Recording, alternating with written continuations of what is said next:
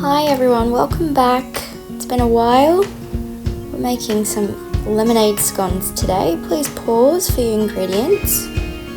And as always, your utensils too. We're missing a pastry brush in this as well, so don't forget. So first off, we're going to clean our bench. It's important that we do that so we get rid of anything that is visible on our bench using a cheesecloth and hot soapy water. And then here I've got some sanitizer. I'm going to spray it in the paper towel to prevent it from going everywhere. I'm using circular motions to wipe my bench down nice and clean. Wiping down the excess with my paper towel so it's squeaky clean. Moving on, we're going to measure out our flour. We're going to level it out using a butter knife, as you can see there, so just tapping and scraping it across.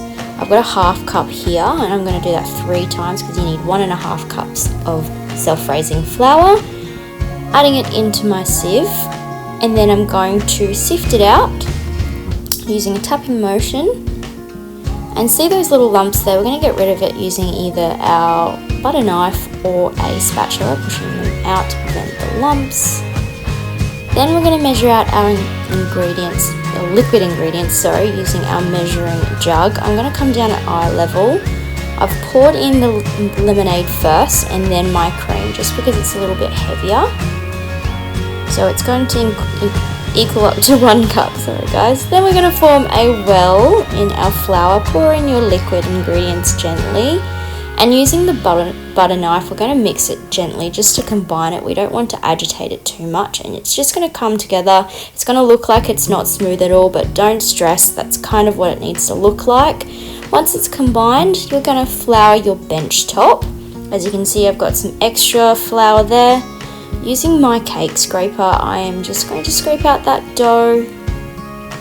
We're going to keep that bowl and that scraper, and you'll know why in a moment. And then here I'm just gently, and I emphasize the word gently, knead our dough and pat it down using the ball of my hand to pat it into shape. As you can see, I'm rounding the disc. It's roughly going to be about 3 centimeters thick. So if you don't know what that is, it's between 2 to 3 fingers width. So as you can see, we're now ready to cut out our scones using my scone cutter. It's a relatively small scone cutter. I'm just going to dip it into flour in case it sticks, as you can see. And then I'm going to cut the scones as close to the last scone that I cut. Continue cutting it out, and I'm sticking them gently together. So as you see here, we've got some excess mixture here. We're going to roll it back up into a small little bowl. Keep the scones pressed together, as you can see. I'm going to cut out the extra. I found that this batch made roughly 14 scones, but it depends on the size of your scone cutter. You can get anywhere between 10 to even 16 if you have even smaller scone cutter like mine here. I've not been left with very much excess, so that's awesome. Now moving on, we're going to clean up really quickly. I hate mess, if you know me. I'm going to scrape down the bench here using my cake scraper that I had initially. I'm scraping it straight into the bowl so I'm not causing too much mess, and then that way I can tip it straight into the bin. Next, we're going to add our milk wash over our scones. Just using a small measuring jug and our pastry brush, I'm going to coat the top of my scones nicely. As you can see, it starts to have this nice glossy coat, and then I'm going to pop it into a very hot oven at 220 degrees for roughly 15 to 20 minutes. Now whilst they're cooking, we're going to whip our cream.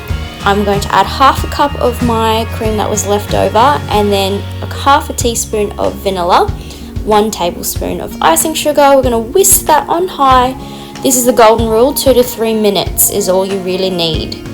And you're going to whisk it until it's nice and stiff and fluffy.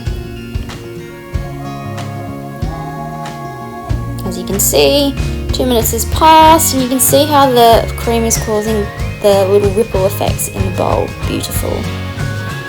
My scones are done, quite golden on the top, and you can see they've expanded, which is lovely. I'm cutting them in half, and then I'm going to pour my jam here, that's just strawberry jam. They're still quite warm, so please serve them nice and warm because that's the best way to serve them. A dollop of your cream. And there we have it. Lemonade scones with jams and cream. Perfect afternoon tea.